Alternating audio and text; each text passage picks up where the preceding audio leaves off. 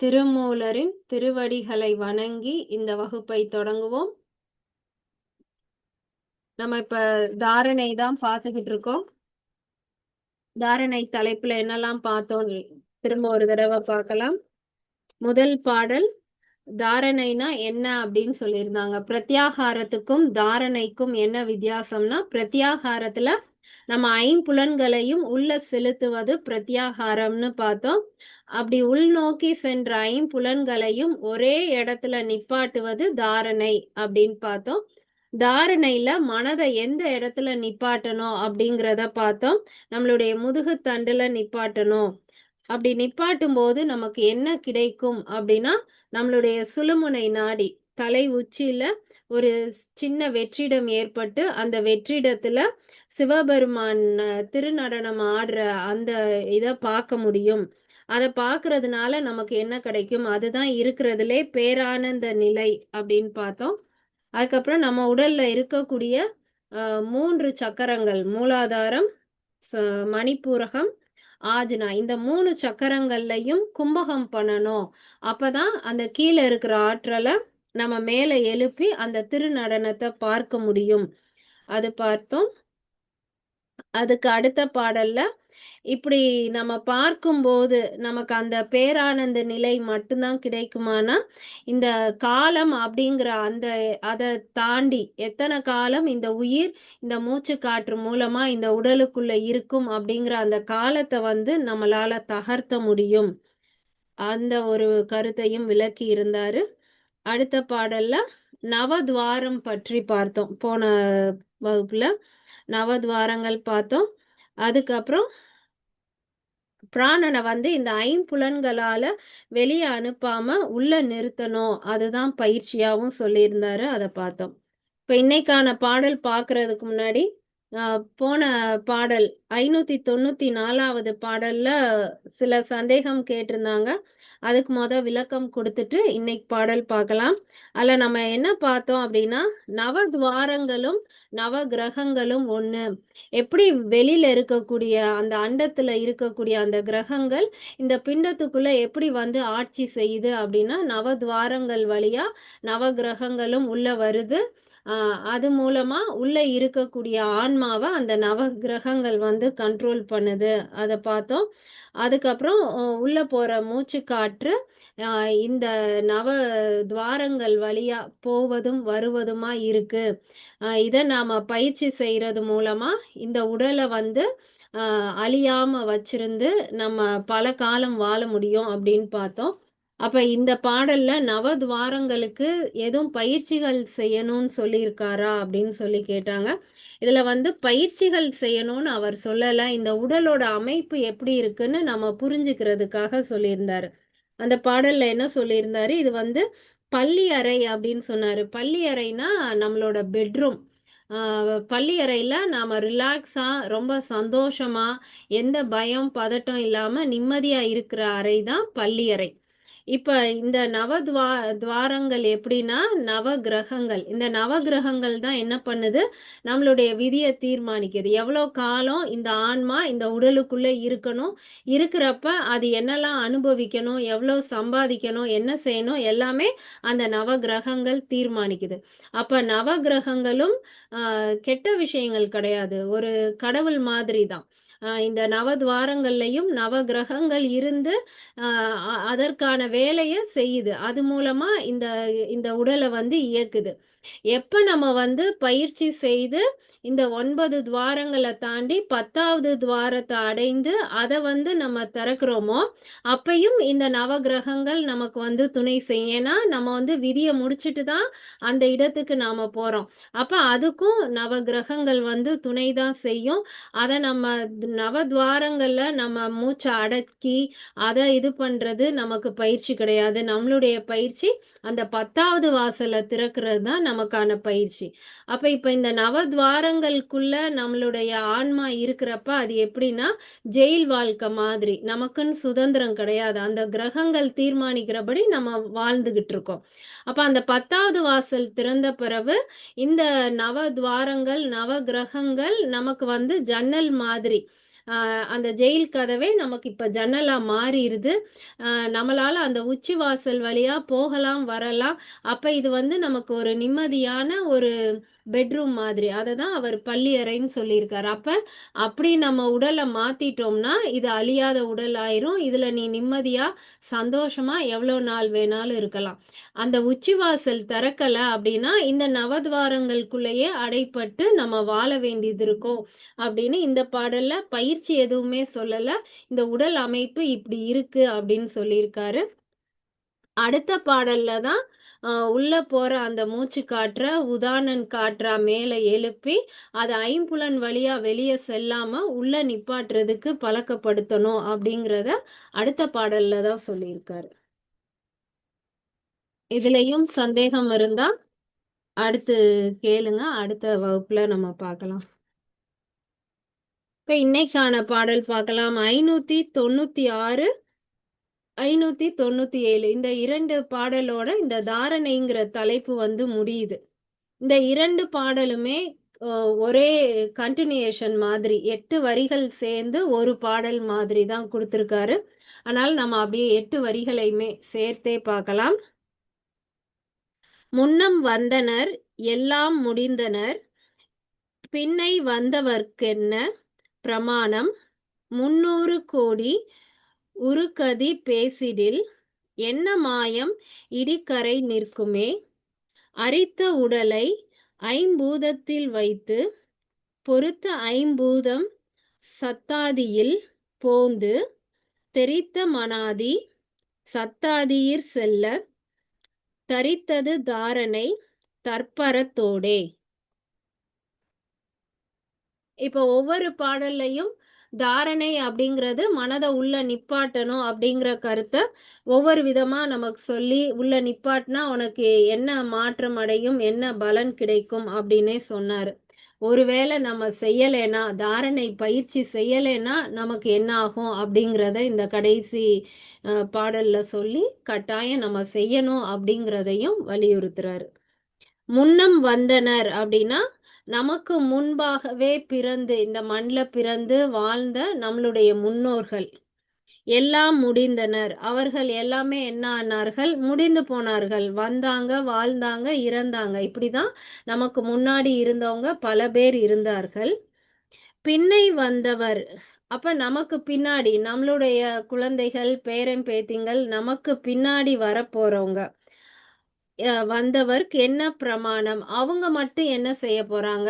அவங்க புதுசா எதுவும் செய்ய போறாங்களா? வைக்க போறாங்களா? அதுக்கு பிரமாணம்னா, அதுக்கு ஏதாவது ஆதாரம் இருக்கா? உன்னால கட்டாயம் சொல்ல முடியுமா? அடுத்து வரப்போறவங்க இப்படி இருப்பாங்கன்னு உன்னால சொல்ல முடியுமா? சொல்ல முடியாது.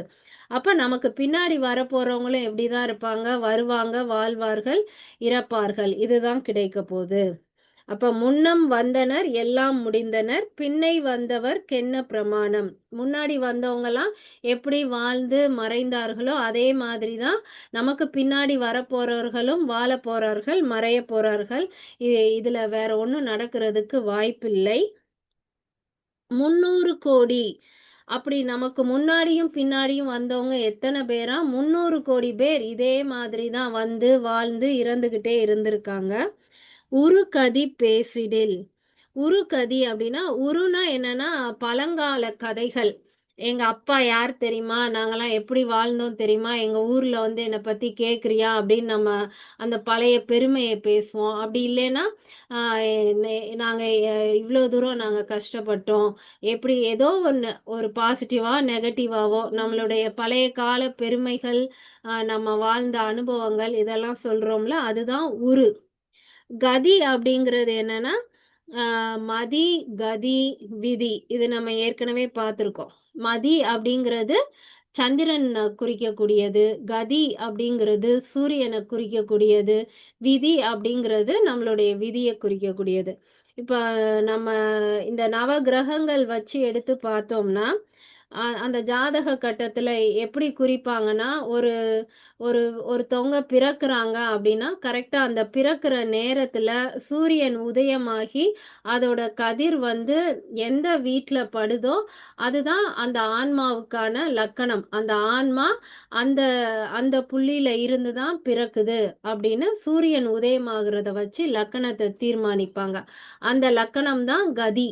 அதுபடி தான் அவங்களுடைய அந்த ஆன்மா வந்து பிரயாணம் பண்ண போது. அதே நேரம் அந்த அந்த ஒரு ஆன்மா பிறக்கும்போது, சந்திரனுடைய கதிர் எந்த வீட்ல போய் படுதோ, அதுதான் அந்த ஆன்மாவினுடைய ராசி அப்படின்னு சொல்லுவாங்க. சந்திரன் நிக்கிற இடம் ராசி, சூரியன் நிக்கிற இடம் லக்கணம். அந்த ராசி தான் என்னன்னா, மதி. அதுதான் நம்மளுடைய மனத தீர்மானிக்குது.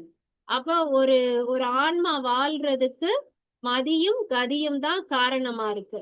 அப்ப மீதி நம்ம இந்த பிறவியில இதெல்லாம் அனுபவிக்கணும், இதெல்லாம் கஷ்டப்படணும், நமக்கு இதெல்லாம் நடக்கணும் அப்படிங்கிற அந்த விதிய தீர்மானிக்கிறது யாருன்னா, மற்ற கிரகங்கள். எந்த திசை நடக்கும்போது எந்த பலன குடுக்கணும் அப்படிங்கிற மற்ற விஷயங்கள தீர்மானிக்கிறது மற்ற கிரகங்கள். இப்படிதான் ஒரு ஆன்மா வந்து செயல்படுது. அதுக்கு ஒரு மதி இருக்கு, கதி இருக்கு, விதி இருக்கு. இப்ப இந்த இடத்துல வந்து உருகதி அப்படிங்கிறது அந்த பழைய பெருமை எல்லாம் பேசி அந்த ஆன்மாவினுடைய நிலை நம்ம வந்து என் கதிய பார்த்தா எனக்கே கஷ்டமா இருக்குன்போம் இல்ல என் கதி அதோ கதி அப்படின்னு சொல்றோம் அந்த கதிங்கிறது நமக்கு தீர்மானிக்கப்பட்ட அந்த வாழ்க்கை அந்த ஆன்மா அனுபவிக்க வேண்டியது அதையெல்லாம் நம்ம பேசிக்கிட்டு இருக்கிறனால பிரயோஜனமே இல்ல அந்த பல காலத்துல நடந்த அந்த அனுபவங்கள் இந்த இதெல்லாம் நம்மளுடைய கதிப்படி நடக்குது அத நீ பேசுறதுனால ஒரு பிரயோஜனமும் இல்லை என்ன மாயம் அது எல்லாமே வெறும் மாயம்தான் நீ அதையே நம்பிக்கிட்டு எனக்கு இப்படி வாழ்க்கை அமைஞ்சிருச்சு நான் ஏன் இப்படி பண்ணேன் எனக்கே இப்படி நடக்குதுன்னு உன்னுடைய அந்த பழம் கதைகளை உன்னுடைய நிலைகளை பேசுறதுனால ஒண்ணுமே இல்லை அது எல்லாமே மாயம் இடிக்கரை நிற்கும் இடிக்கரை அப்படிங்கிறது என்னன்னா இந்த இந்த உடல் அழிந்து போறது இடி அப்படிங்கிறது இந்த இடத்துல பசி பிணி மூப்பு நம்மளுடைய உடல் அழிவுறதுக்கு காரணம் எதுனா நமக்கு வரக்கூடிய பசி காரணம் நமக்கு வரக்கூடிய பிணி நோய் காரணம் மூப்பு நமக்கு வரக்கூடிய அந்த முதுமை இந்த 3 நாள தான் இந்த உடல் வந்து கரைந்து போகுது அழிந்து போகுது நிற்குமேனா இதுதான் வந்து நடக்குது அப்ப நீ என்னதான் பல பெருமை கதைகள் அதெல்லாம் பேசி உன்னுடைய அனுபவம் உன்னுடைய நிலையெல்லாம் நீ பேசி இது பண்ணாலும் அது எல்லாமே மாயமா போயிரும் இந்த பசி பிணி மூப்புங்கிற இந்த 3 நாளையும் உன்னுடைய உடல் ஒரு நாள் நிற்காமல் போய்விடும் அதை புரிஞ்சுக்கோ அப்படின்னு சொல்றாரு இன்னொருக்க பார்க்கலாம் முன்னம் வந்தனர் எல்லாம் முடிந்தனர் நமக்கு முன்பாக பிறந்தவர்கள் அனைவரும் வந்தார்கள் வாழ்ந்து மடிந்தார்கள் பின்னை வந்தவர்க்கென்ன பிரமாணம் நமக்கு பின்னாடி வருபவர்களும் அதே போலவே வாழ்ந்து மடிந்தார்கள் அதில் எந்த மாற்றமும் இல்லை 300 கோடி உருகதி பேசிடில் இந்த மாதிரி 300 கோடி வரைக்கும் முன்னாடி வாழ்ந்தவங்க அவங்களுடைய பழம் பெருமைகளை பேசி இதே மாதிரி வாழ்ந்தவர்கள் என்ன மாயம் இடிக்கரை நிற்குமே எல்லாமே மாயமா மறைந்துதான் போனாங்க அவங்களுக்கு ஏற்பட்ட பசி பிணி மூப்புனால அவங்களுடைய உடல் நிற்காமல் அழிந்துதான் போனது அரித்த உடலை ஐம்பூதத்தில் வைத்து இப்ப அந்த அந்த பாடல்ல என்ன சொல்றாரு இந்த உடல் வந்து இப்படி இந்த 3 காரணங்களால பசி பிணி மூப்புனால அழிந்து போகுது அந்த உடல் எப்பேற்பட்ட உடல் அப்படின்னு சொல்றாரு அப்பதான் அந்த உடலை நாம எப்படி பாதுகாக்கணும் என்ன செய்யணும் தாரணைங்கிறது என்னங்கிறது நமக்கு புரியும் அப்ப இந்த உடல் எப்படின்னு விளக்குறாரு அரித்த உடலை அப்படின்னா அரிக்கிறது. மண் அரிக்குது அப்படின்றோம் இல்லையா? நம்மளுடைய உடல் அரிக்குது அப்படின்னா, கொஞ்சம் கொஞ்சமா அழிந்து போகுது.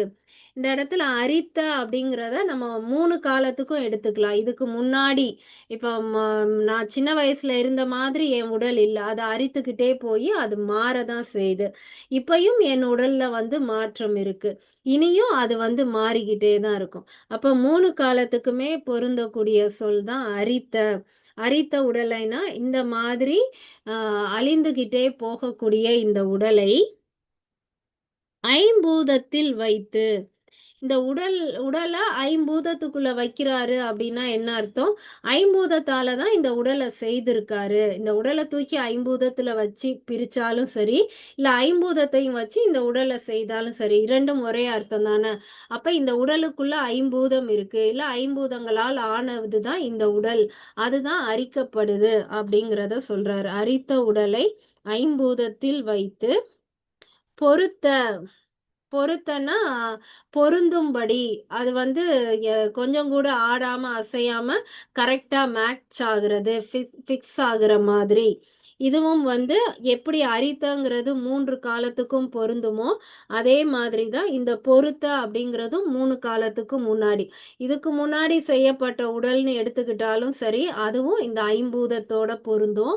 இப்ப அவர் படைக்கக்கூடிய உயிரினங்களா இருந்தாலும் சரி, அதுவும் ஐம்பூதத்துக்குள்ள தான் பொருந்தும். இனி அவரு படைக்கக்கூடிய எந்த உயிரினமா இருந்தாலும் சரி, எல்லாமே இந்த ஐம்பூதத்துக்குள்ள தான் பொருந்தப் போகுது. அப்ப பொருத்த ஐம்பூதம். என்ன சொன்னாரு? உடல ஐம்பூதத்துக்குள்ள பொருத்திட்டாரு. இப்ப பொருத்த ஐம்பூதம் சத்தாதியில். இப்ப இந்த ஐம்பூதத்த தூக்கி சத்தாதிக்குள்ள பொருத்துறாரு. சத்தாதி அப்படிங்கிற சொல் நம்ம ஏற்கனவே படிச்சிருக்கோம். வசனாதி, சதனாதி அப்படின்னு சொல்லி அந்த சைவ சித்தாந்தத்துல வரக்கூடிய சொற்கள். ஒண்ணும் கிடையாது. நம்ம ஞானேந்திரியங்கள், கர்மேந்திரியங்கள் அப்படின்னு பார்த்தோம். ஞான இந்திரியங்கள் அப்படிங்கிறது கண், காது, மூக்கு, நாக்கு, நம்மளுடைய தோல். இந்த ஐம்புலன்கள் நம்ம வந்து சென்ஸ் ஆர்கன்ஸ் அப்படின்னு சொல்றது தான் ஞான இந்திரியங்கள். கர்ம இந்திரியங்கள், ஞான இந்திரியங்கள்னா நமக்கு அறிவை தரக்கூடிய கருவிகள். கர்மேந்திரியங்கள்னா நம்ம உடல்ல செயலை செய்யக்கூடிய கருவிகள். செயல் எது செய்யும்? நம்மளுடைய வாய் செய்யும். பேசுறது ஒரு செயல், சாப்பிடுறது ஒரு செயல். வாய் வந்து 2 செயல் செய்யும். கை என்ன செய்யும்? அங்க இருக்கிற பொருள கொண்டு வந்து குடுக்குறது. கை ஒரு செயல் செய்யும். கால் ஒரு செயல் செய்யும். இங்க இருக்கிற உடல அங்க கூட்டிட்டு போறது. அங்க இருக்கிற உடல இங்க கொண்டு வர்றது. கால் நமக்கு ஒரு கருவி, செயல் செய்யும். அப்புறம் எழுவாய், கருவாய். அ எழுவாய் அப்படிங்கிறது நம்ம சாப்பிட்ட உணவு செரிமானம் ஆன பிறகு அத உடல விட்டு வெளியில அனுப்பக்கூடிய தொழில செய்றது கருவாய். எழுவாய். அதே நேரம் நமக்குள்ள இன்ப உணர்வு வரும்போது, நம்மளுடைய ஆண்களுக்கு விந்துவ வெளியேற்றுவதும், கருமுட்டை வெளியேற்றுவதும் அந்த தொழில செய்யக்கூடியது கருவாய். ஆக மொத்தம் நம்ம உடல்ல 5 தொழில் கருவிகள் இருக்கு. அதே மாதிரி 5 அறிவு கருவிகள் இருக்கு. இப்ப இந்த தொழில் கருவிகளுக்கும் அ அறிவு கருவிகளுக்கும் என்ன இருக்கும்னா, அந்த அந்த தொழில செய்யும்போது நமக்கு ஒரு உணர்வு ஏற்படும். அந்த ஞானேந்திரியங்கள பயன்படுத்தும்போது நமக்கு ஒரு உணர்வு ஏற்படும். இப்ப நம்ம கண்ணு அப்படிங்கிற கருவிய கொண்டு நம்ம பார்க்குறோம் அப்படின்னா, நமக்குள்ள ஒரு உணர்வு வரும். பார்த்தல் ஆகிய அந்த தொழில செய்யும்போது ஒரு உணர்வு வரும். அத வந்து ரூபம் அப்படின்னு சொல்லுவாங்க. அதே மாதிரி காதுல நம்ம ஒரு காதுங்கிற இந்த கருவி கேட்கும்போது, நமக்குள்ள சத்தம் அப்படிங்கிற ஒரு உணர்வு கிடைக்கும். அதே மாதிரி நாக்கால நாம சுவைக்கும்போது, ரசம் அப்படிங்கிற அந்த ஒரு உணர்வு கிடைக்கும். சருமத்தால நம்ம தோல்னால தொடும்போது, ஸ்பரிசம் அப்படிங்கிற ஒரு உணர்வு கிடைக்கும். மூக்குனால நம்ம அந்த சுவாசிக்கும்போது அந்த வாசனை உள்ள வருது இல்லையா? அது வந்து கந்தம் அப்படிங்கிற உணர்வு வரும். அப்ப இந்த ஐம்புலன்கள்ல இருந்து 5 விதமான உணர்வுகள் கிடைக்குது இல்லையா? ரூபம், சத்தம், கந்தம், ரசம், பரிசம்.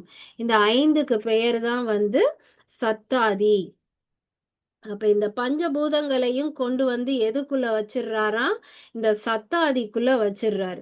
நம்ம இதுக்கு முன்னாடி என்ன பார்த்தோம்? பஞ்சபூதங்கள் தான் இந்த உடலா இருக்கு. தசை வந்து நிலபூதத்தோட சேர்ந்தது. இந்த இரத்தம், இந்த சுரப்பி இதெல்லாம் நீர்பூதம். உள்ள வெப்பத்தை ஏற்படுத்தக்கூடிய இருதயம் எல்லா உடலுக்கும் வெப்பத்தை குடுக்குது. அது நெருப்பு பூதம். அப்புறம் மூச்சுக்காற்று எல்லா நரம்புகளுக்குள்ளேயும், நாடிகளுக்குள்ளேயும் போய் வருது. அது காற்று பூதம். எல்லா உறுப்புகளுக்குள்ளேயும் வெற்றிடம் இருக்கு. ஆகாய பூதம் அப்படின்னு இந்த உடல பஞ்சபூதமா உணர்ந்தோம். இப்ப அதே பஞ்சபூதத்த சத்தாதிக்குள்ளேயும் வச்சு உணர்த்துறாரு. அப்ப நம்ம வந்து ஒரு சுவைய உணர்றோம் அப்படின்னா, அந்த இடத்துல சுவைங்கிறதுக்கு உள்ள நீர்பூதம் ஒளிந்திருக்கு. நம்ம மூக்குனால ஒரு வாசனை நல்லா இருக்கே அப்படின்னு நம்ம சொல்றோம்னா, அந்த இடத்துல க இது நிலபூதம் ஒளிந்திருக்கு. நம்ம வந்து ஒரு ஒரு விஷயத்த நம்ம பார்க்குறோம் அப்படின்னா, அந்த பார்த்தலாகிய தொழில செய்யும்போது, அதுக்குள்ள அந்த அந்த நெருப்பு பூதம் வந்து ஒளிந்திருக்கு. அதே மாதிரி ஸ்பரிசம். ஒரு இது நம்ம கை மேல அப்படி பட்டு நாம உணரும்போது, காற்று பூதம் ஒளிந்திருக்கு. அது மாதிரி நாம ஒரு சத்தத்த கேட்கிறோம் அப்படின்னா, அதுக்குள்ள ஆகாய பூதம் ஒளிந்திருக்கு. அப்ப அந்த சத்தத்துக்குள்ள ஆகாய பூதம் இருக்கு. அந்த ஒவ்வொரு சத்தத்துக்குள்ளேயும் பஞ்சபூதங்களுமே ஒளிந்திருக்கு. இந்த 5 சதனாதிக்குள்ளேயும் பஞ்சபூதங்களும் இருக்கு. அதிலயும் அந்த ஆகாய பூதமாகிய சத்தத்துக்குள்ள ஆகாய பூதம் என்ன செய்யுது? எல்லா பூதங்களையும் அதுக்குள்ள வச்சுக்குது.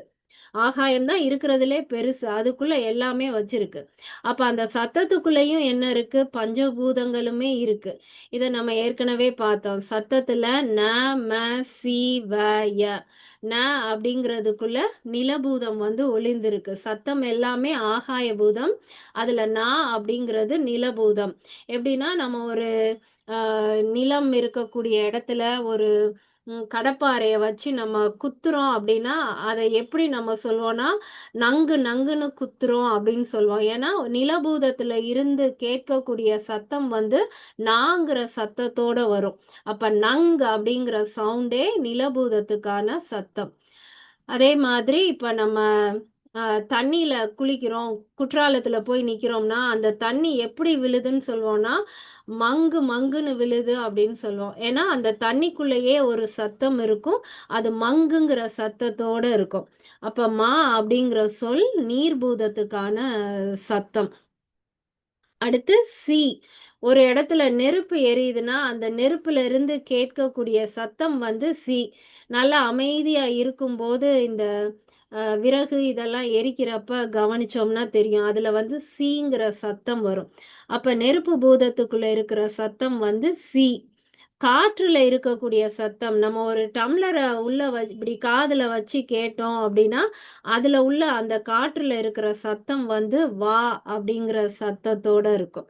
ஆகாய பூதத்துல இருக்கிற சத்தம் வந்து யங்குங்கிற மாதிரி யாங்கிற சத்தத்தோட இருக்கும்.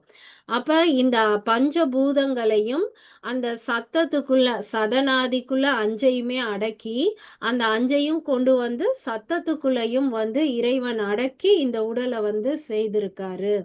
அப்ப அந்த சதநாதிக்குள்ள பஞ்சபூதங்களையும் அந்த சத்தத்துக்குள்ளேயே அடக்கி வச்சுட்டாரு. போந்து அப்படின்னா உள்ள அடக்கிட்டாரு. அடுத்து தெறித்த மனாதி. தெறித்த அப்படின்னா, தண்ணி தெறிக்குது அப்படின்னு சொல்லுவோம் இல்லையா? நம்ம எல்லாத்தையும் புடிச்சு ஒரு இடத்துல வைக்கிறோம். திரும்ப அந்த இடத்த விட்டு எல்லாம் வருது, வெளிய வருது அப்படின்னா, தெறிச்சுக்கிட்டு வருது, என் மேல தெறிக்குது அப்படின்னு சொல்றோம் இல்லையா? என்ன தெறிக்குதாம்? மனாதி நம்மளுடைய மனம். இந்த மாதிரி அவர் என்ன செய்றாரு? இந்த உடல்ல பஞ்சபூதத்துல வைக்கிறாரு. பஞ்சபூதத்த சத்தாதிக்குள்ள வைக்கிறாரு. அதுலயும் சத்தத்துக்குள்ள எல்லாத்தையும் வைக்கிறாரு.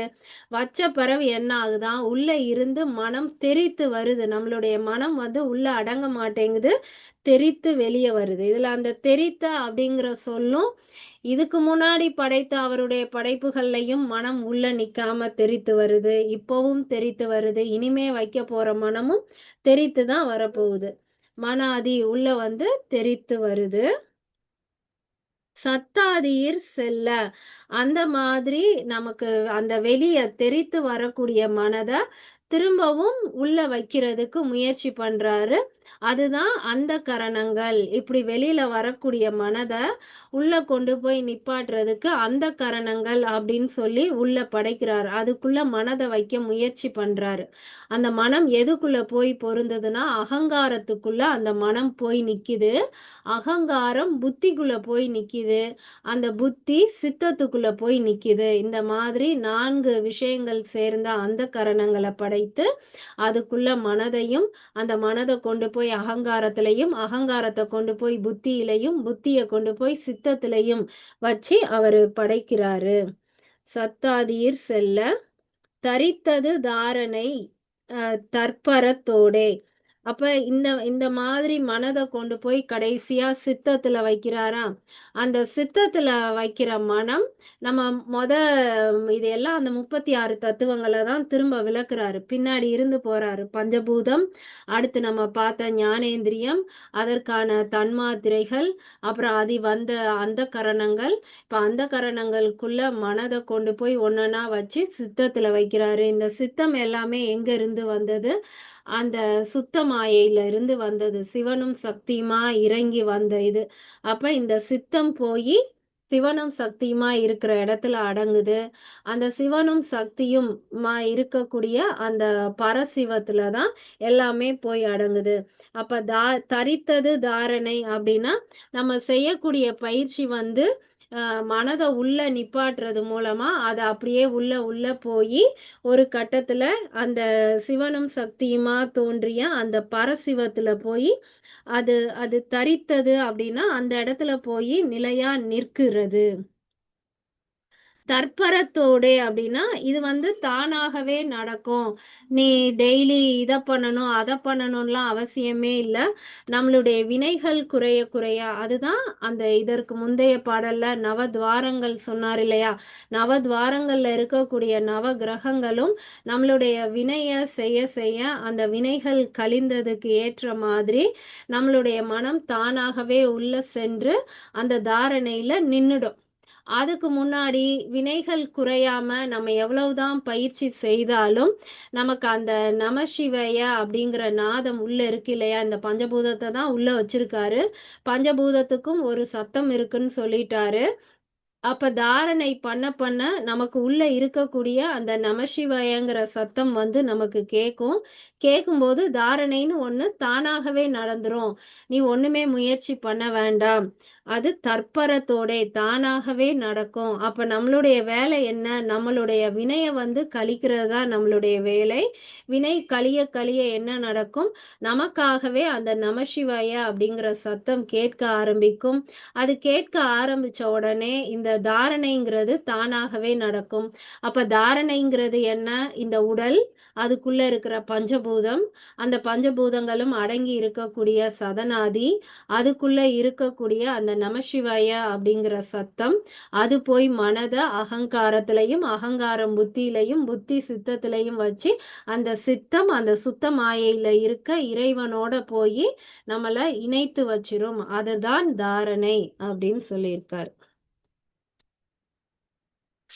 இதோட தாரணை அப்படிங்கிற தலைப்பு முடியுது. தாரணைனா மனச வந்து உள்ள நிப்பாட்டணும், வெளிய விடக்கூடாது, விடக்கூடாதுன்னு இவ்வளவு தூரம் சொன்னவரு, இந்த கடைசி பாடல்ல எப்படி இந்த உடல்ல இருந்து ஸ்டெப் பை ஸ்டெப்பா உள்ள போகுது அப்படின்னு சொல்லியிருக்காரு. அது எப்ப நடக்கும்? நம்மளுடைய வினைகள் முடியும்போது தானாகவே நடக்கும். நம்ம புக்க பார்த்து படிச்சோம், யூடியூப்ல கேட்டோம், அதனால நமக்கு ஒண்ணுமே மாறப் போறது கிடையாது. நம்ம வினைகள அறுத்து இந்த பயிற்சி மூலமா நமக்குள்ள இருக்கிற நமசிவாயங்கிற நாதத்தை கேட்கும்போது தாரணை தானாகவே நடந்துவிடும். இதுல எதுவும் சந்தேகம் இருந்தா கேட்கலாம்.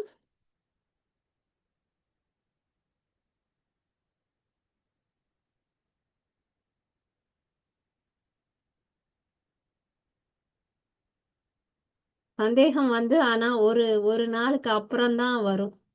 நாளைக்கு காலையில பார்த்தோம்னா யாராவது வாய்ஸ் மெசேஜ் இல்லைன்னா கேட்குறாங்க சந்தேகம். சொல்லும்போது தோணல. சரி பரவாயில்ல. நாளைக்கு கூட கேளுங்க சந்தேகத்த. இப்ப வேற எதுவும் இல்லைன்னா அ அண்ணா நீ ஏதோ உன்னோட கருத்த சொல்றியா? பிரியா, நல்லா இருந்தது இன்னைக்கு நீ சொன்னது. சரிண்ணா. ம் ம். நல்லா அற்புதமா சீக்வன்ஸ் வந்தது. மக்களுக்கு இன்னைக்கு பயிற்சி வேணா சொல்லுவோம். ஏதாவது ஒரு பயிற்சி. ம் தாரணை முடியுது இல்லையா? ஒரு பயிற்சியோட முடிப்போம். ம் சரிண்ணா. சரியா? நீ சொன்னது எல்லாமே நல்லா இருந்தது. ம். ம் நம்ம 300 கோடி மக்கள் நமக்கு முன்னாடி வந்தாங்க, பல இதை சாதிச்சிட்டாங்க. ஆனா யாரும் இப்ப இல்லை. ம் ஆமா. இந்த அதாவது இந்த பாடல்கள்ல இந்த உடல் நிலையானது கிடையாது, சிவமே நிலையானது. அவர் பரத்தில் இருக்கிறார், சித்தத்தில் இறங்கி வருவார். அதை ஒரு நாள் பார்க்க முடியும். அதாவது நம்ம மனம், புத்தி, சித்தம், அகங்காரம், இதை கரணங்கள் இல்லையா? என்ன பிரியா? ம் ம். கரணங்கள்னு சொல்றோம் இல்லையா? ம். இதை வள்ளலார் 4 கரணம் இல்லை, அஞ்சாவது ஒரு கரணம் இருக்குன்னு பாரு. சரியா? அது தாரணை நடந்து நமக்கு அந்த நாதம், பிரியா சொன்ன மாதிரி ஓம் நம சிவாய அப்படின்ற அந்த நாதம் கேட்கும் பொழுது நம்ம அனுபவிக்கிறது தான் அந்த 5வது கரணம். அதுதான் ஆச்சரியம் அப்படின்றது. ஆச்சரியம் அப்படின்ட்டு. ஏன்னா நீ உன் கண்ணால அந்த பிரபஞ்சத்தையே பார்க்க ஆரம்பிச்சிருவ. உன் காதால அந்த ஓம் எப்பயுமே ஒரு நாதம் கேட்டுக்கிட்டே இருக்கும். நேரம் உனக்கு வரக்கூடியது தான் ஆச்சரியம். சித்தம் கூட நின்றும் அந்த இடத்துல. உன் கவனம், கான்சியஸ் எல்லாமே நின்றும். அதான் வள்ளலார் சொல்லக்கூடிய 5வது காரணம் ஆச்சரியம் அப்படின்பாரு. அதுவும் இப்ப நம்ம படுறதெல்லாம், நம்ம பார்க்கறது அதெல்லாம் ஆச்சரியம் கிடையாது. ஏன்னா எதுவுமே நமக்கு பிரம்மாண்டம் கிடையாது. அதான் பிரம்மாண்டம்ன்றது. பிரம்மாண்டமா இருக்க இந்த வீடு அப்படின்னா அது பிரம்மாண்டம் கிடையாது. ம் அண்டத்தை உன் பிரம்மத்தில் பார்ப்பதுதான் பிரம்மாண்டம். அதுதான் 5வது கரணம். அதுவும் இந்த தாரணையில நடக்கும் அப்படின்னு சொல்றாரு. அப்ப இந்த உடல் இடிகரை. இடிகரைனா ஒரு ஒரு ஆறு பெருக்கெடுத்து ஓடும் பொழுது 2 பக்கம் உள்ள மணலை அப்படியே கரைச்சி அரிச்சு அப்படியே இடிச்சிட்டு போகுது இல்லையா? அதுதான் இடிகரை. இந்த உடல்ன்றது இடிகரை மாதிரி. எப்படி இந்த ஆற்று வெள்ளம் அது அரிச்சு போதோ அதே மாதிரி காலம் காலம் என்பது இந்த வெள்ளம் மாதிரி. அந்த காலம் வந்துருச்சுன்னா பசி வந்துடும். நாளைக்கு இப்போ பசி இல்லை, புரோட்டா சாப்பிட்டாச்சு. ஆனால் நாளைக்கு அந்த டைம் வந்தபோது பசி வந்துடும். அதே மாதிரி அந்த காலம் வரும் பொழுது பிணி வந்துடும், மூட்டு தேஞ்சிரும். ஆமா, இடுப்புல வலி வரும். அந்த காலம் வரும் பொழுது நமக்கு முதுமை வந்துடும். அப்ப இந்த உடல் அழியக்கூடியதுதான். ஆனா அந்த மனதை அங்க நிறுத்தும் பொழுது அந்த சிவனை நீ அந்த பரத்தில் பார்ப்ப. அதுதான் பிரம்மாண்டம். அது 5வது கரணமா வள்ளலார் மட்டும்தான் சொல்லியிருப்பாங்க. வள்ளலார் ஒரு ஒரு நமக்கு புரியறதுக்காக, ஆமா, ஆச்சரியம் அப்படின்னு சொல்லுவாரு. அந்த பிரம்மாண்டத்தை. சரியா? ரைட். இப்ப ஒரு பயிற்சி ஒண்ணு. அதாவது நமக்கு அண்ணாக்கு ஏற்கனவே நம்ம பார்த்துருக்கோம் இல்லையா? அண்ணாக்கு. அந்த அண்ணாக்க கோயில் மணியா நினைச்சுக்குங்க.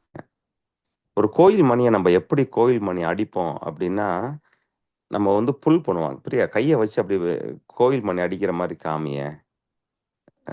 அப்படி புல் பண்ணி கீழே தானே நம்ம இழுப்போம். நம்ம கீழே இப்படி இழுப்போம் இல்லையா? ஆமா.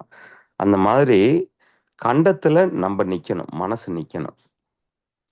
கண்டத்துல, ஆமா, கண்டத்துல மனசை வச்சுட்டு அந்த அண்ணாக்குன்ற மணிய ஒரு 8 தடவை அப்படியே இழுக்கணும். அது மனசுல தான் இழுக்க முடியும் உங்களால. சரியா?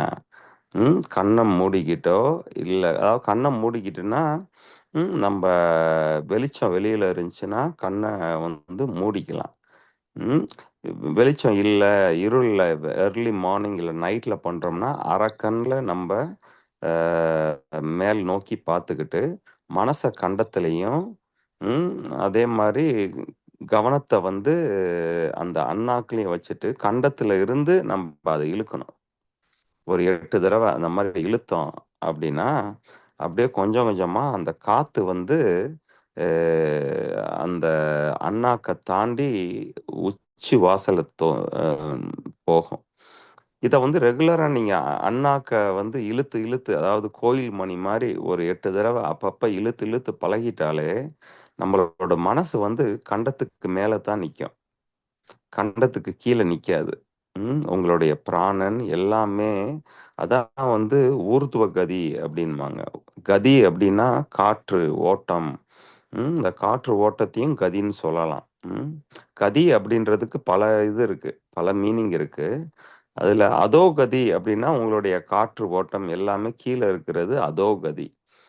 அதே மாரி இந்த கண்டத்துல வச்சு நம்ம அப்படியே இழுத்து இழுத்து பழகிட்டோம்னாலே, மனசு எப்பயுமே கண்டத்துக்கு மேல தான் நிக்கும். ஊர்த்வ கதி ஆயிரும். உங்க பிராணன் எல்லாமே மேல் நோக்கி இது பண்ண ஆரம்பிக்கும். இத வந்து இரவு நேரம் நீங்க தூங்குறதுக்கு முன்னாடி பண்ணலாம். காலையில நீங்க எந்திரிச்ச உடனே பண்ணலாம். ம். ஆமாங்க. இரவு நேரம் நம்ப ஒரு பாட்ட வந்து கேட்குறோம்னு வச்சுக்கங்களேன், காலையிலயும் உங்களுக்கு அந்த பாட்டு ஞாபகம் வரும். புரியுதுங்களா? காலையில விடிய காலையில ஒரு பாட்ட நீங்க கேட்குறீங்க, ரொம்ப பிடிச்சு போச்சுன்னா, அந்த நாள் ஃபுல்லா நீங்க அந்த பாட்ட பாடிக்கிட்டே இருப்பீங்க. சரியா? அதத்தான் வந்து வள்ளலார் வந்து தூங்குறதுக்கு முன்னாடி, தூங்குறதுக்கு அப்புறம் உன் மனசு எங்க நிக்குதுன்றது ரொம்ப முக்கியம்னு சொல்லுவாரு. அத இன்னைக்கு வேணா பண்ணி பாருங்க. அது உங்களுக்கு வந்து நல்லா தெரியும். அந்த ஒரு 8 தடவ அந்த நல்லா புல் பண்ணி இழுத்து மணி அடிக்கிற மாரி அடிச்சு விட்டதுக்கு அப்புறம், உங்களுடைய சிந்தனை, உங்களுடைய பிராணன் வந்து கண்டத்துக்கு மேல் நோக்கி அப்படியே போறத உங்களால உணர முடியும். ம். இந்த பயிற்சி பண்ணி பாருங்க. இது வாசியில நாங்க பண்ணக்கூடிய பயிற்சி. ம். அண்ணாக்க வந்து மணி மாரி, கோயில் மணி மாரி கண்டத்துல இருந்து இழுக்கணும் நம்ப. ம். ஆமாங்க. அதாவது யோகான்றதே கண்டத்துக்கு மேல் நடப்பது தான் யோகா. நல்லா ஞாபகம் வச்சுக்கங்க. அதாவது கண்டத்துக்கு கீழ உள்ள உடலால ம் அ அவன் வந்து கரி கூட வெட்டுவான். சரியா? கண்டத்துக்கு கீழ அவனுக்கு ஒரு கையு கூட இல்லாம இருக்கலாம். அவனால திரிகோண ஆசனம் பண்ண கூட முடியாம இருக்கலாம். கண்டத்துக்கு கீழ உள்ள உடல் டைட்டா இருக்கலாம். பச்சிமோத்த ஆசனம், பிரியா மாரிலாம் போட முடியாம கூட இருக்கலாம். ஆனா, யோகா அப்படின்றதே கண்டத்துக்கு மேல நம்ம என்ன பண்றோம் அப்படின்றது தான். ம்.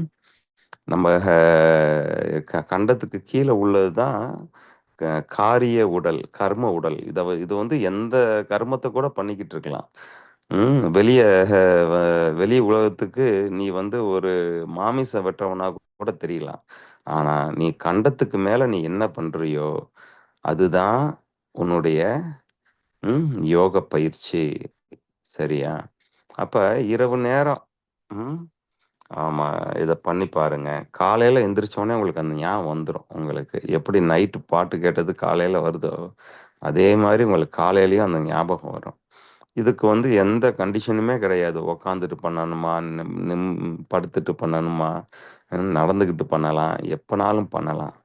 அந்த பயிற்சி பண்ணுங்க. தாரணை அப்படியே நடக்கும்.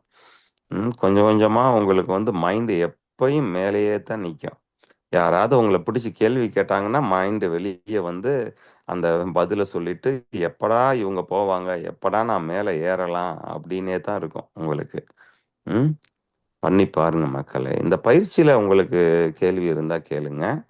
ஆ இந்த பாடல்ல கேள்வி இருந்துச்சுன்னா, பிரியாக்கு எப்பயும் போல வாய்ஸ் மெசேஜ் குடுங்க. அவ அடுத்த நாள்ல அவ சொல்லுவா. ம். பிரியாட்டியும் இன்னொன்னு சொல்லியிருக்கோம். இன்னொன்னு யோசித்துட்டு இருக்கோம். ஞானக்குரல், ஔவையின் ஞானக்குரல்.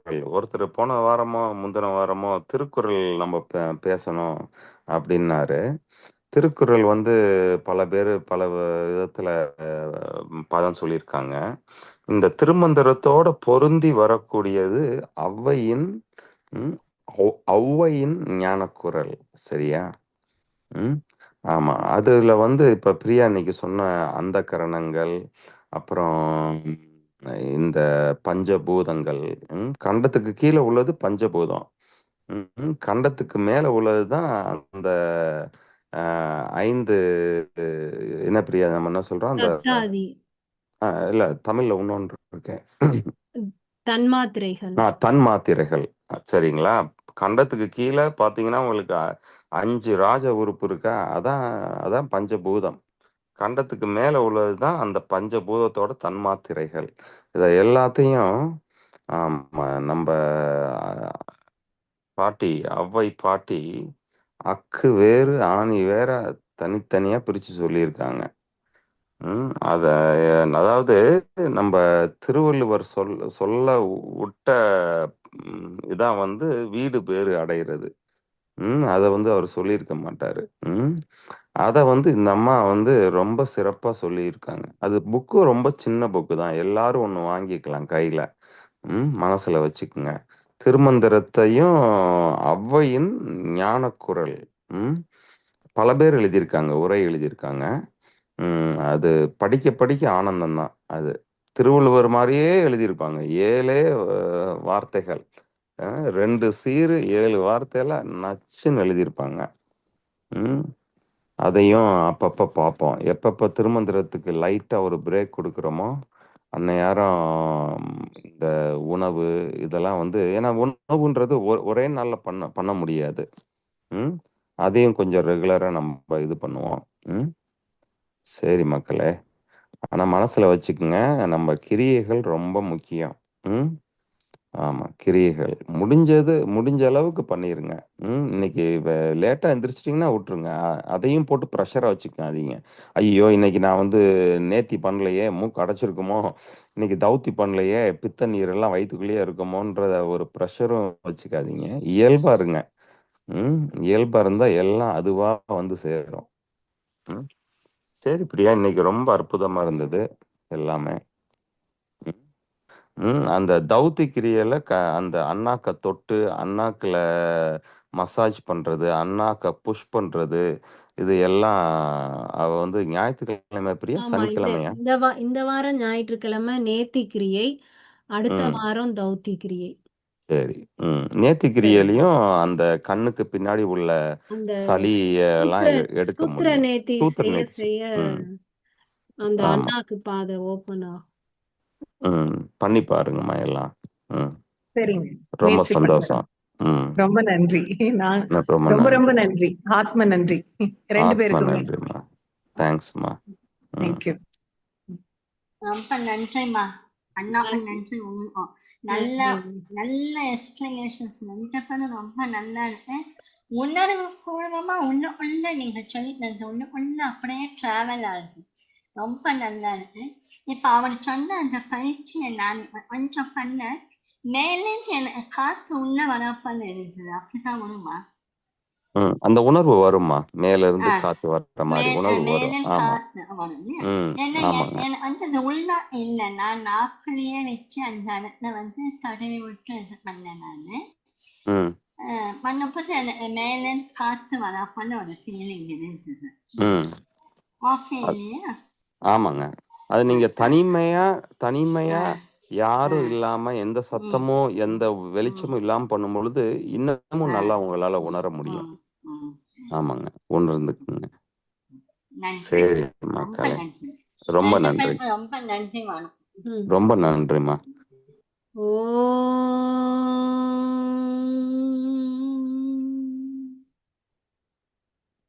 திருமூலரின் திருவடிகளை வணங்கி இந்த வகுப்பை முடிப்போம். அடுத்த வகுப்பில் சந்திப்போம். நன்றி. பிரியா, நன்றி. நன்றிம்மா. Thank you madam.